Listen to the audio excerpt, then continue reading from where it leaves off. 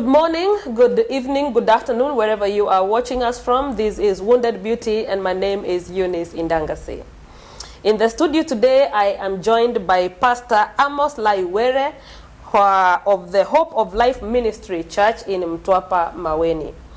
His testimony is somebody who has moved from being a police officer to a thug, a criminal, to a pastor, after he met Jesus Christ. And today he is here to share with us the story of the journey of his life and the experiences and the lessons learned along the way. Karibu sana Pastor Were in our studios. Begin by greeting the viewers and introducing yourself to us. Thank you, Eunice, for this invitation. I thank God even for you viewers who are there. Thank you too for this great chance that I've been given so that I may present my testimony to the people so that they may know me or they may know what the Lord has done through me. Okay, my name's Pastor Amos Were. I have a ministry in Mtwapa called the Hope of Life Church, Maweni, Canaan land. That is where I come from. Thank you very much, Pastor. Now let us go straight to who you are. Let us begin with the stories of your early life that have shaped you to be who you are today. Waswahili wanasema ukiona viaelea vimeundwa. Amen. So who is Amos Were? Ulianzia wapi? Where did you come from? Okay, I went to school after completing my Form 4. I joined the police force. Yes. That was in 1978. Wow. When Kenyatta passed away, yes, I was already a police officer, by the way. Oh, wow. Okay. Yes, so I went to Kiganjo, whereby when Kenyatta passed, we were still in Kiganjo. So when I came out, the pass out was done by the late President Moi. All right. So I became a police officer after the graduation. So you began your training in the era of the first president. And also And in the second president, that's when you began to practice your duty. Yes. As a police officer. Yeah. Aha. So we are the early police officers because I wore the short. Yes. Together with those tall socks. The long socks, yes, up to the knee. Yes. Yes, yes. With the Mendo number. Yes, yes. Of police force. Those days. Yeah, we were using starch. Wow. To iron the uniform. Wow. Yeah. Wow. So then from there, you stayed in the police force, you served. Where did you serve? Okay, after graduation, I was first of all posted to Nairobi, Kamkunji police station. I've worked there. From Kamkunji police station, I went to Naivasha police station. In Naivasha, I did my work very well. I was promoted. I went back to Kiganjo. I became a corporal. And then after that, when I came back to Naivasha, I was transferred to Nakuru, Kivumbini police station. Then later taken to Kapenguria police station. Wow. That is where now I was sacked.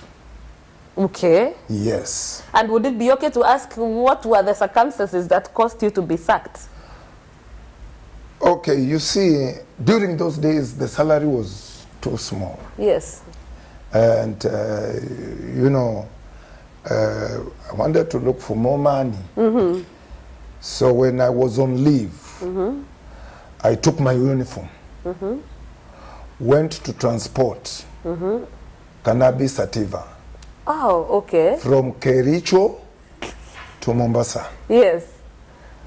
So when I was on my way, because I was in full uniform, when I was on my way coming to Mombasa, I passed the roadblock in Kericho, passed the roadblock to the junction towards Molo. Yes. Then I came to Nakuru. Yes. There is another roadblock too.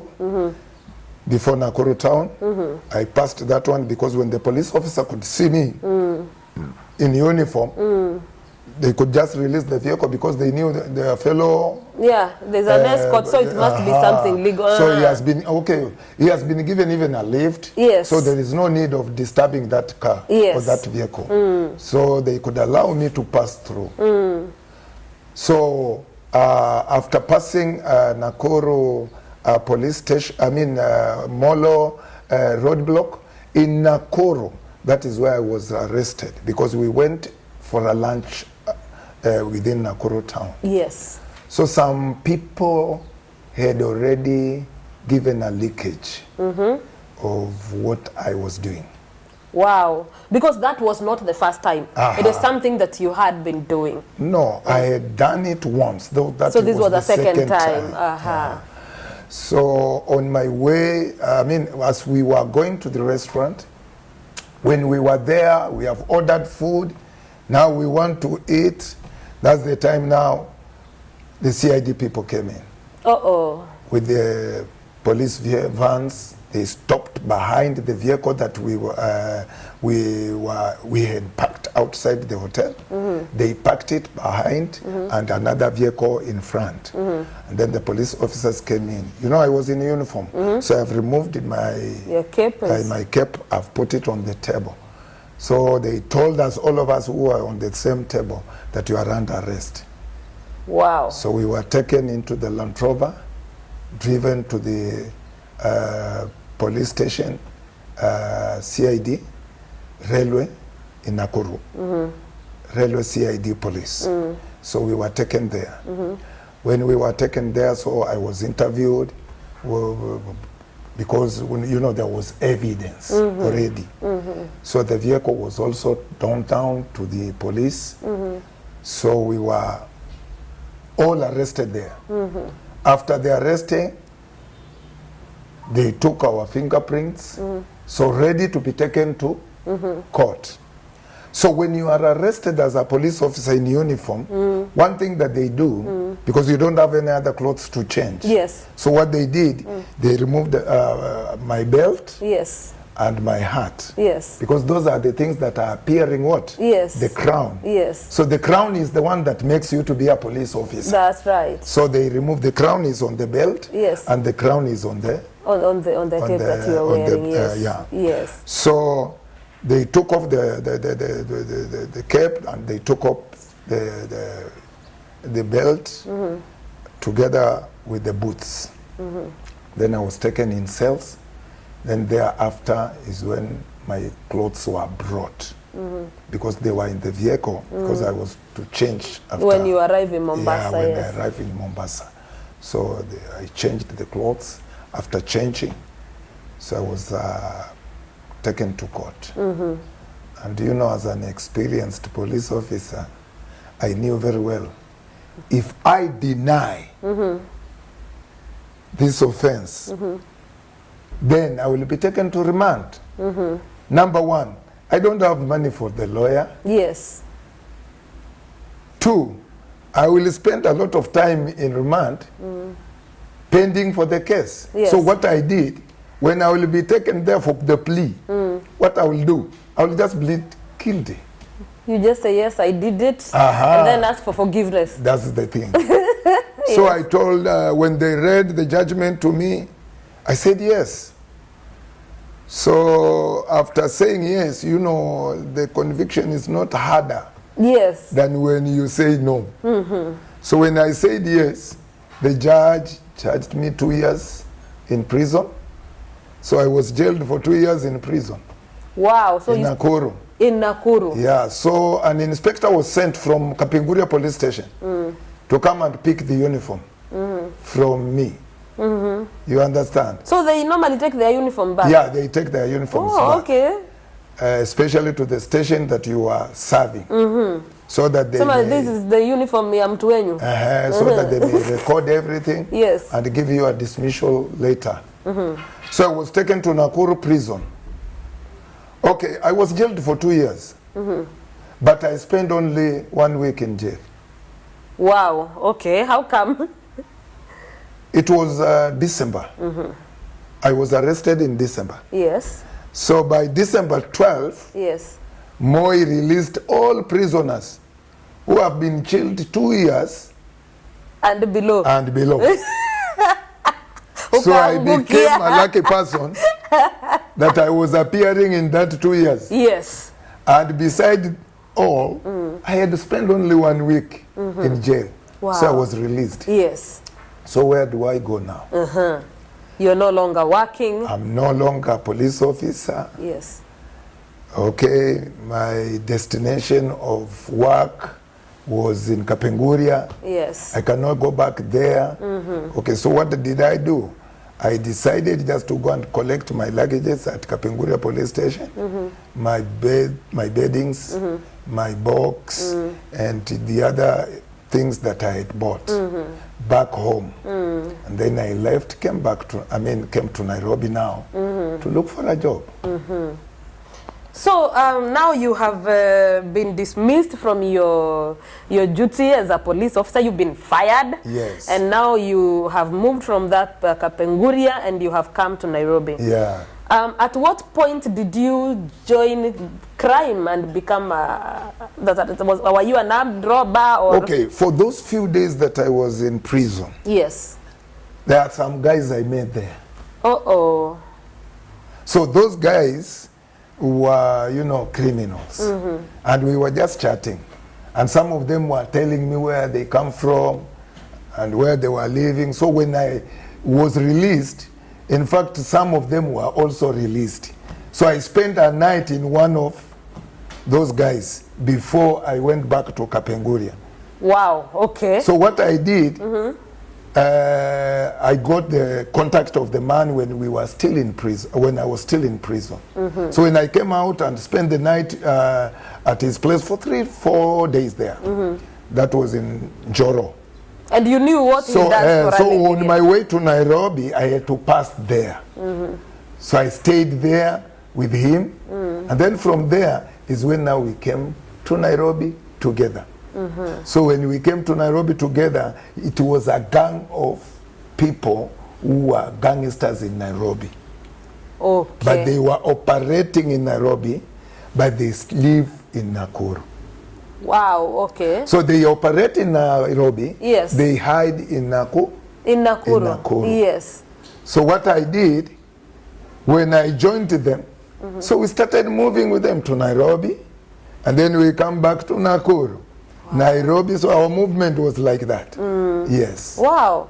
And so I'm interested to know, did they used to rob like banks or individuals, or what kind of robbery? Okay, now you see, in the family I come from, there is no anyone who is a criminal or a robber. Yes. I come from a Christian family. Whoa, okay. My father used to be a preacher. Wow. With the Salvation Army Church. Yes. So he retired. But now when I left police, and now I had been arrested, in the prison is when I was now giving the guys my history.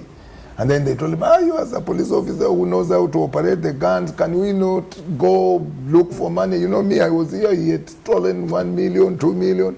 So I saw the plan was yes. The plan was too good.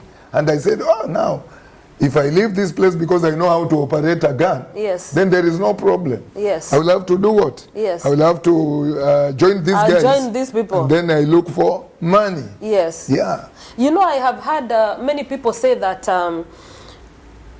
when you go to prison, as a petty, let's say a small time thief, if there is something like that, you meet there with the hardened criminals. Yeah, yeah. And they introduce you to another level of crime. True. And I think that's what happened to you, because this was not your making, but you found yourself in a situation. Okay, yeah, that's the thing. Yes. Because I come from a background of people who fear God. Yes. But now, because I've been taken to the police force, yes, after leaving Kiganjo, yes, me, I had not tested liquor. In fact, I tested liquor after leaving Kiganjo. Wow. That was my first time to test liquor. To have alcohol. Yeah, so yes, I started drinking from that time. And from there is when I became somebody drunkard. are totally But different. when I go home on leave, Yes. when I'm drunk, Yes. my drunkenness could enter the gate. Yes. Because my father was a very harsh person. Yes. So he could not allow me to be drunk and go home. So when I reach at home, I'm a sober person. So when I entered into the prison, you see, after going to Nairobi, now we have started doing the robbery. You see, I used to choose the easy work of that robbery because my aim is not to rob. Yeah. My aim is money. To make some money. Aha. Yes. So those ones who are experienced with robbery, They would I do could the job. put them forward, and then me, I become like a spy, Okay. a guard. Yes. Somebody who sees left and right. You know, when you are a robber, number one, thieves, they don't go to steal before they spy the place. So they go in advance, you spy the place, Wow. you know how it looks like. They do proper investigation. You know who is the watchman. You can even make a friendship with the watchman. You can even make a friendship with the houseboy of the same place that you are going to rob. To Yes, rob. yes. You can also do friendship with the bank watchman whom you are going to, that bank that you are going to attack. So what I could do, when they assign themselves on duty, who will be the attacker, who will be the one collecting the money, because there are those ones who will tell people lie down, and there are those ones who will be taking the money, and there are those ones who are looking left and right to see whether there is anybody coming, so that they can alert others. So I was in that squad of alerting them. So you lived in this life of crime for how long? Okay, around 4 years. For 4 years. Yeah. So take us there. After the 4 years, what happened? Okay. In fact, the robbery that we succeeded, which I can say that we succeeded, was only one. We went to Parklands. And this information, we got it from the houseboy. The houseboy. Yeah, I used to work in an Indian, with an, I mean, in an Indian, he had been employed by an Indian man. So Indians during those times, they used to keep their money in the house. So they had a safe in the house. And they are old women who are given the keys to the safe. So what do? They are the ones who open the safe. So there we took post office vehicle, telecoms. It used to be green in color. I don't know whether you were alive at that time. I mean, you are already been born at that time. Which year is this now? That was in 1980. Yes. 87 there. Yes. Yeah. So we took the vehicle, we pretend as if we are, technicians. So we went, and after going, we got on that lady, that old lady. We told the lady that we have been sent by the owner of the house to do some repair on your phone. So the mama welcomed us, opened the door, then we arrested her, took the keys, opened the safe. We took the money. That was the first robbery that we succeeded. Others, they were aborted. So my aim was to succeed, Yes. get good money, Yes, then leave robbery. Yes. But I could not succeed. The robbery that we wanted to get a lot of money, yes. yeah, was the one that, in fact, when I wanted to rob, somebody came, found me there spying before the robbery. And spoiled the deal.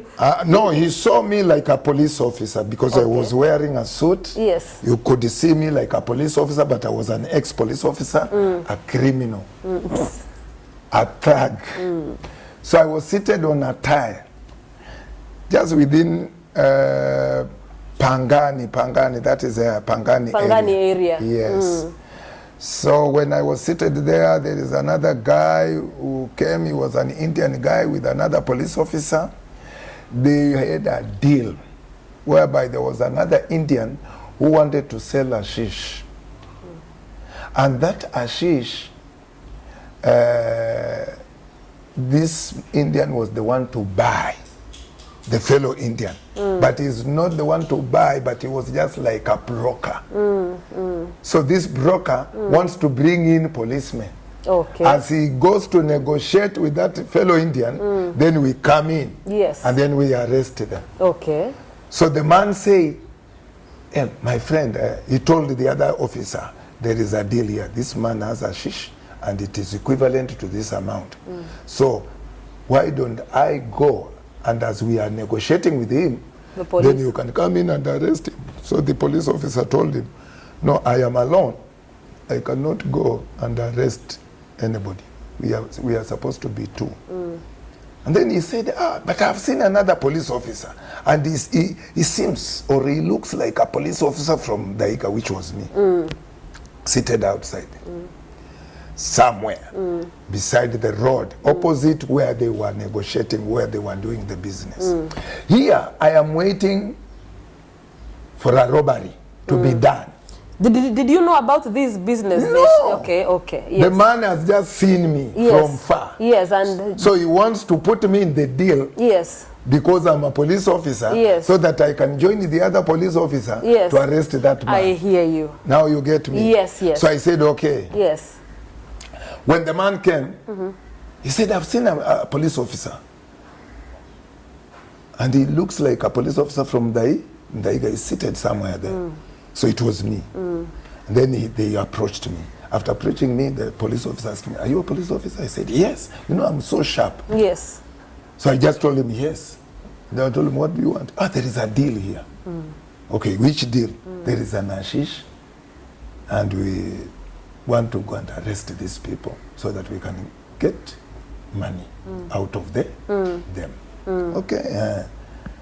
And then I asked him, do you have an ID?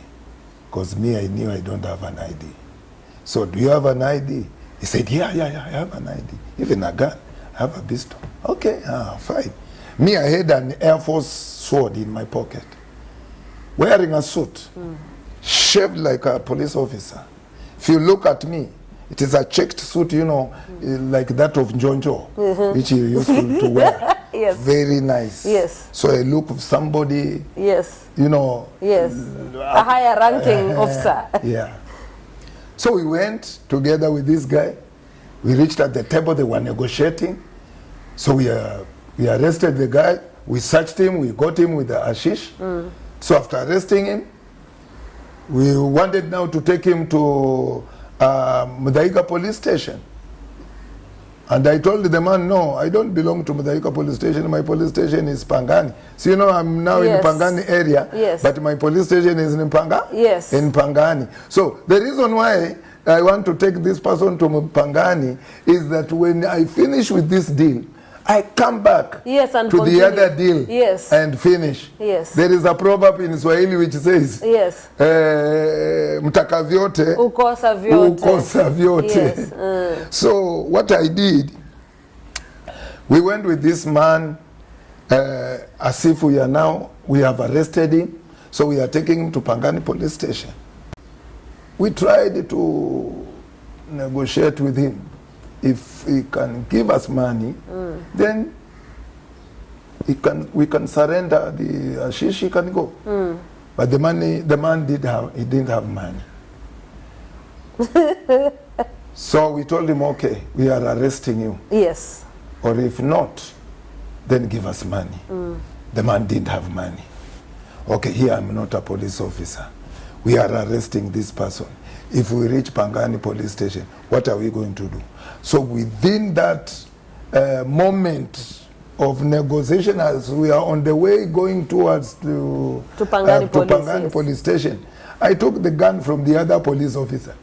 I showed the man that now look here, these are two things. Either I shoot you or you leave this hashish. So the man left the hashish. started running. Uh-oh. So when he started running, I told the man, let us go with the hashish. We took the hashish, went. Now the man knows I'm from Pangani Police. Pangani Police Station. And because I've been a police officer and I know how to go about in police stations. Yes. So I went in as if I'm going to the Pangani Police Station, passed through the canteen. There is like another road behind there. When you are on the police camp, you can pass through and go to the other side. Yes. So what I did, I told the other police officer, you go like this, and then I go like this. We will meet on the other side. On the other side, fine, so that man cannot see us where we have gone. So the man ran, and after that he started, following us from behind, but with the fear, to see whether we are police officers. Yes. So we entered Pangani Police Station. Yes. After entering there, we disappeared. Yes. So after disappearing, we met with the other guy. On the other side. So on the other side, the guy came from Gigiri Police Station. Yes. So we went up to Gigiri Police Station, Makiu and I have another deal in Pangani. Yes. So what did we do? We wanted to hide this hashishi so that we can sell it later. But I told the man, I know where to sell it. So you give it to me, I will go with it. But when you come to Pangani, you just ask for Rashid. Uh-oh. Yeah, okay. you will get me. Yeah. Yes. So I was nicknaming myself so that when he comes there, there's nobody like Rashid there. There is nobody called Rashid. So what happened? I came with the hashish. I hide it somewhere. Went back to Pangani now to see those guys if the deal is still on or not. So when I was just almost two, I had guns. People were shooting. What? I knew now the deal is already over. I mean, they have already done it. So I saw people coming out with the pickup. Blah, blah, blah. The other guys coming out. The vehicle speed off from that compound. Yes. So I knew the robbery has already been done. Succeeded, yes. And it has succeeded. So where was our venue? Our venue was in Isili. That is where we were to meet in After a certain bar. Yes. Yeah. Which I cannot name it for security purposes. Yes. So what did we do? We went to I ran on foot, by the way, towards that direction in order to get those guys so that we may divide the money. Yes. But as I arrived there was nobody. So I knew plan B was to meet in another hotel, which was near 6-8 Hotel, behind there. It belongs to somebody superior. Somebody big in the government. So we were to meet there. But I knew plan B was there. So I rushed you went again. There. I went there. I found those guys that had given us now the guns to do the robbery were there.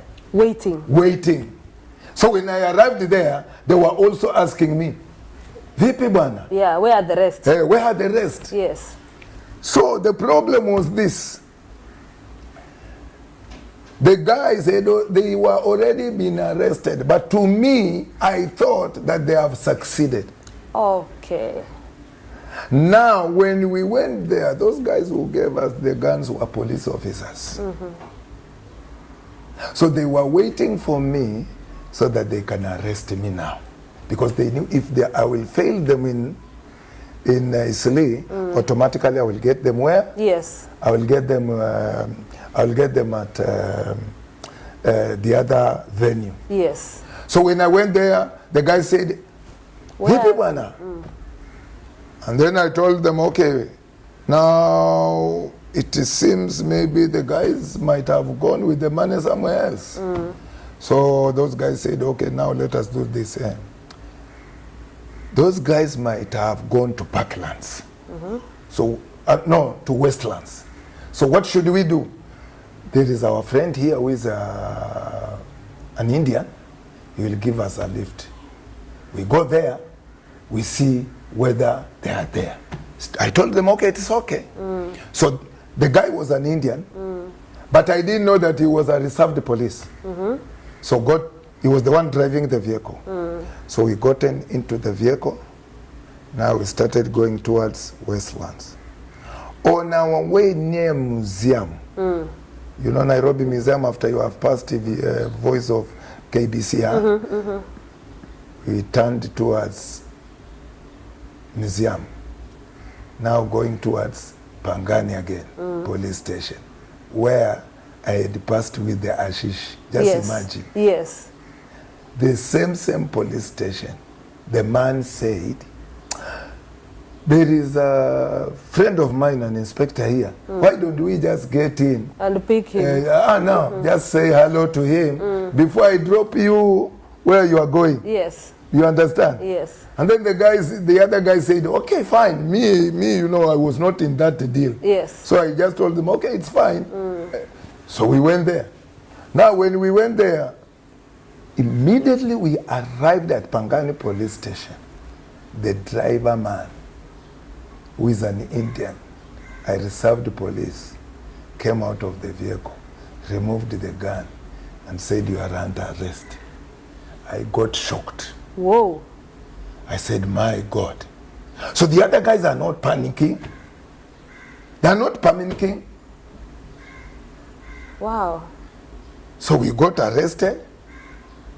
After I was arrested, the other guys had already been arrested and they were in cells. So the man who was to do the parade of identification, if these guys were the ones that were doing the robbery at Pangani. Yes. You understand? Was a koplo. And that koplo was a man, the gang that had arranged the robbery in the same place. Whoa. Okay.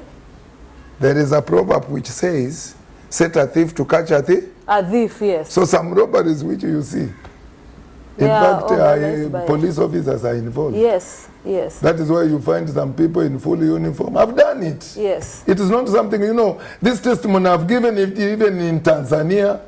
I've given it in Mombasa, Baraka FM, Sheki FM, Kitale, Amani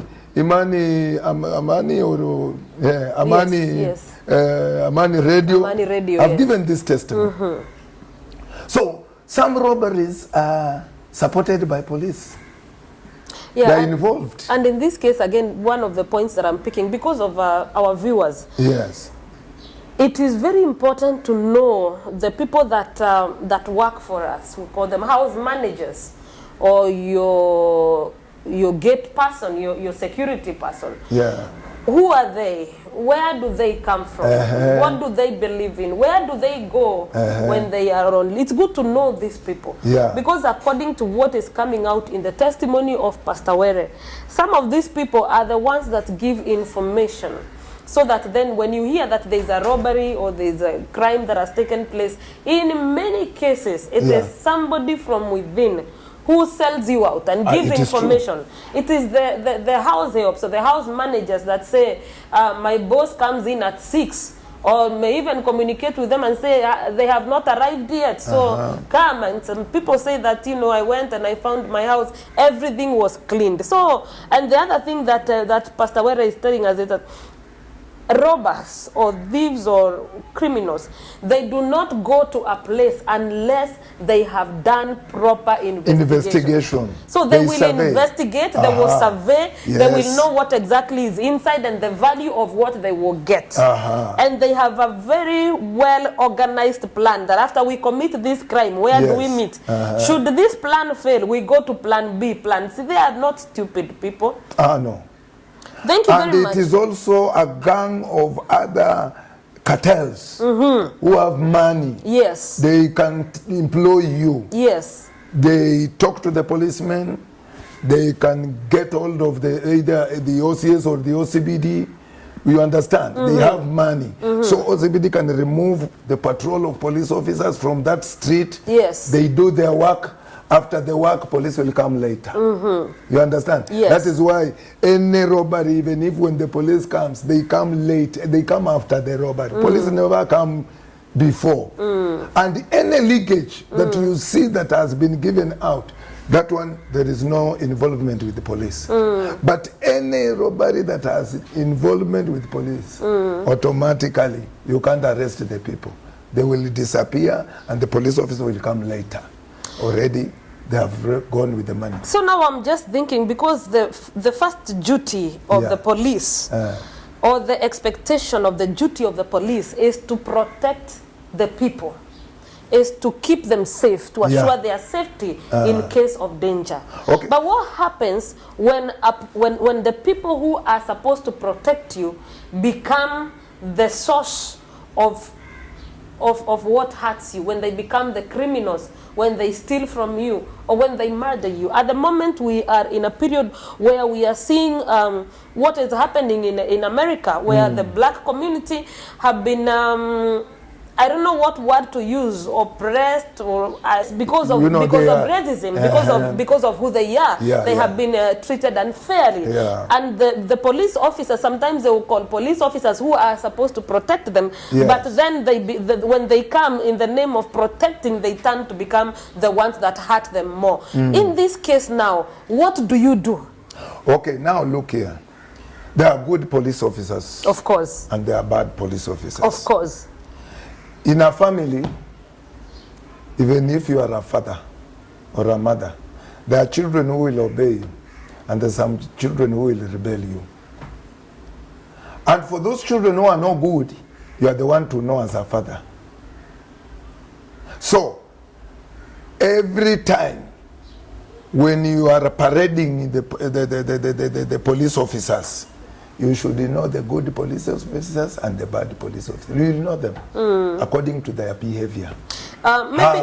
How they behave. Yes, yes. You understand? I need to ask you a question again, because again, seeing what is coming out, the picture that is being portrayed of the police officers in America. Yes. Of course, there are police officers who are good and are upright, but then again, we have the corrupt and the bad cops. My question is, like in your case, what turned you to that direction? Was the drive and the desire to have more money than what you are getting?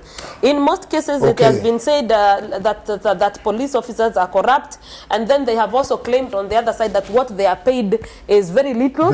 So they find that, so there are those that are driven to be bad by the desire for money. What are other things? Okay, now look to my case. During my time, I used to earn 594 shillings. That was my basic salary. 500? Yeah. Kenya shillings? And 94 shillings. In those years, yes, yes. That was my salary. That was in 1978, 79, 80, 81. You understand? Okay, plus house allowance, which, you know, you are given a house, you are given uniform, you are given a kid box, which is so big, so they claim they have given you a box where you can put your clothes. That is why you find police officers those days, they used to wear a half uniform. Sometimes you get him with a civilian shirt, but with a police trouser, with the boots. You understand? Because they could not even afford to buy shoes. Even second-hand shoes. They could not even afford to buy a trouser. The money was so little. Like me, I was working in an operation area whereby you are given a hardship allowance. But with the hardship allowance, my salary was going up to 1,200. So if I take a loan, we used to take a loan of 3,000. That was a loan. If I take 3,000, that was a lot of money.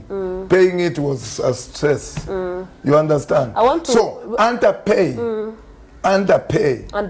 in the police force, according to their job, is what makes them to become corrupt. That's in Kenya. Yeah. Because in America we can't, I don't know, we can't say the same. They earn very I'm good. asking generally, what are the issues that drive a police officer to be a bad cop? One of them is money. What other issues can influence somebody?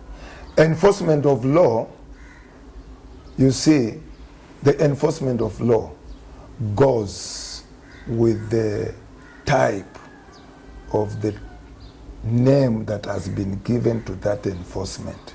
Let's say, for example, curfew. Curfew is a military term.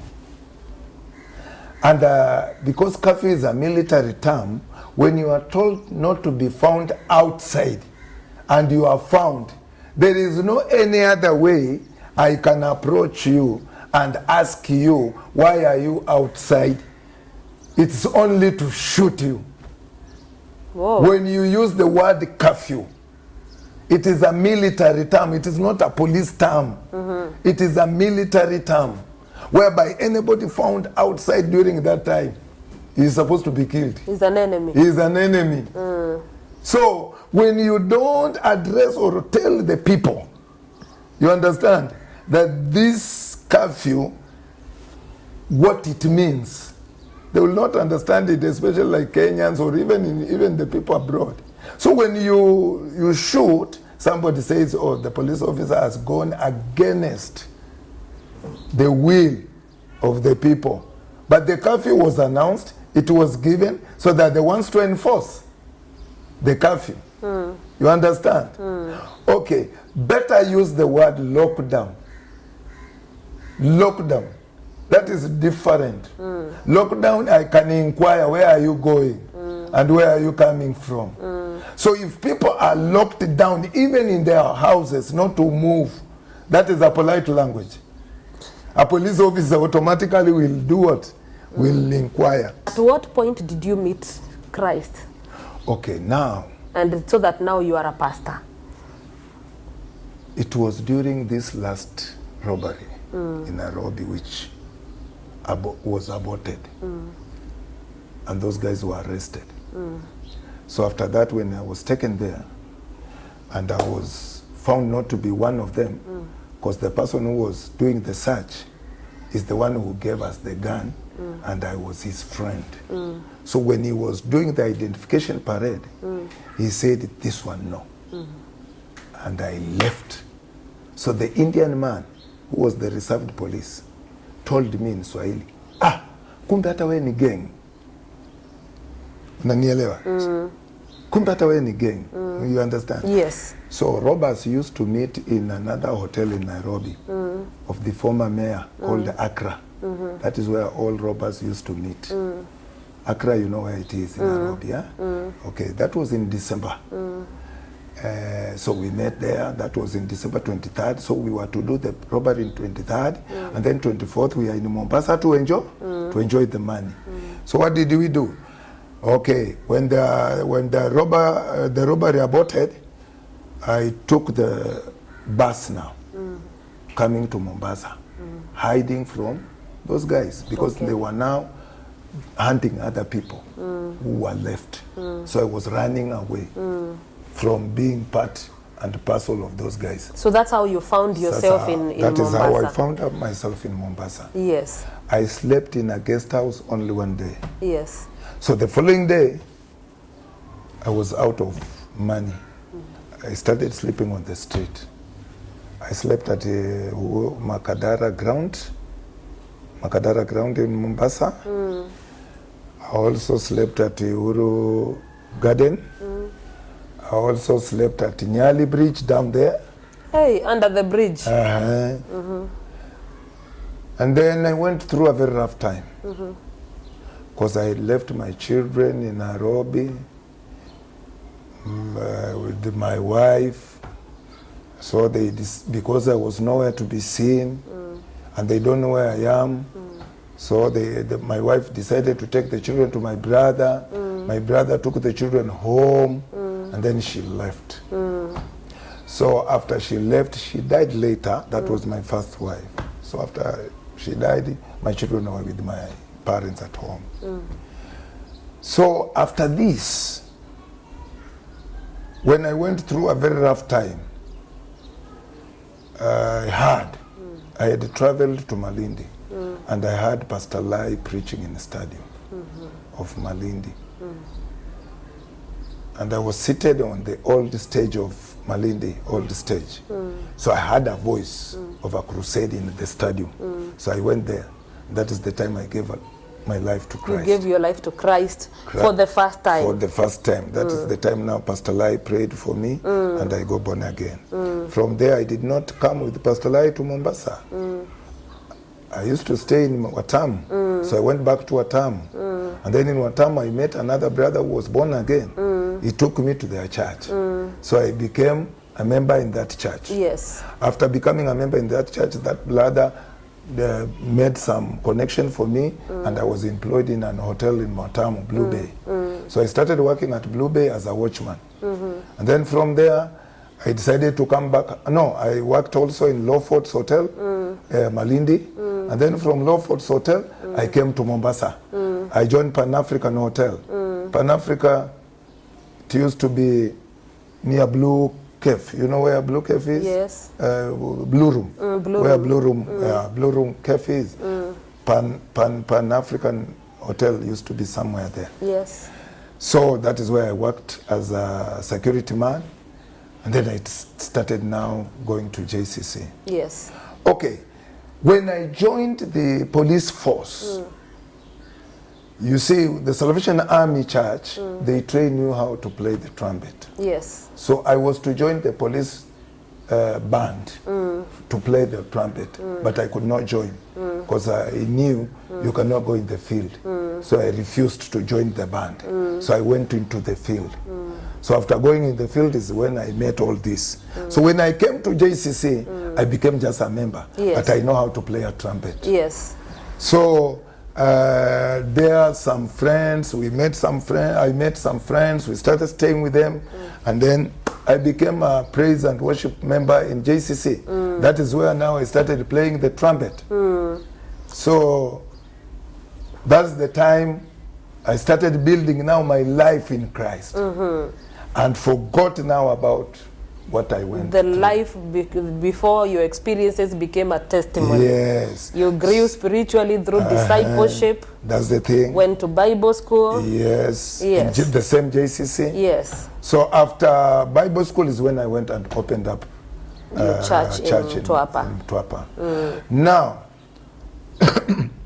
that's the time I sat down and thought of myself to get married again now. So I did a wedding, get married, because I entered into ministry before marriage. Yes, yes. So I was a pastor but single. Yes. So it's when I got married. After getting married, yes. now I'm still a pastor up to today. Amen. And I thank God Amen. for that. Amen. Okay, now I was a wanted criminal. But with the file, after you have completed 10 years, you are no longer a criminal. You are no longer a criminal. So what do? They block off your name from the file of criminals if you don't commit an offense after 10 years. Yes. You understand? Yes. So my name was blacked out. Yes. So I live with this testimony. Yes. But me personally, yes, I didn't know that police officer could be involved in robberies until I became one. Yes. You understand? Yes. Because in police, I knew you can escort things, you can tell people to do ABCD. But when I became a criminal is when I knew that, oh, also police officers are involved. So God was like teaching me. He was like teaching me. You understand? Yeah. I would like you to talk to our viewers because we are coming to a close of the program. Yeah. And talk to somebody who is maybe what they are getting in life. They have not accepted, hawajakubali na hawajatosheleka. They want, if somebody who wants more, and maybe somebody who is already in crime, or somebody who is thinking of being involved in crime or associating. What would you tell such a person? Okay, now look here. When you become a criminal, one thing, you become drug addict, because you must use drugs before you do that job. 2, you must be a drunkard person.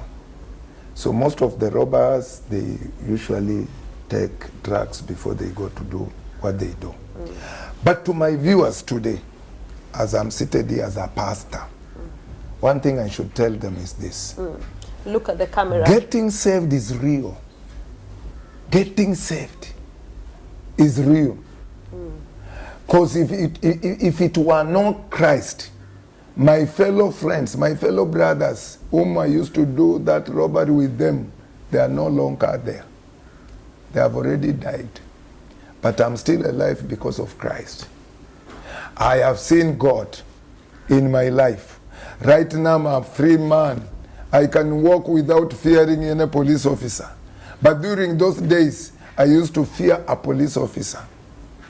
There is a msemo in Swahili which says, a proverb in Swahili, which says, some people they say, kuokoka ni ujinga. Okay, in the Bible it also speaks the same. That the gospel we preach looks like foolishness to those who are not born again, but to us it is power. So what I may say is this: when you get born again, you become powerful. The power of God comes in you.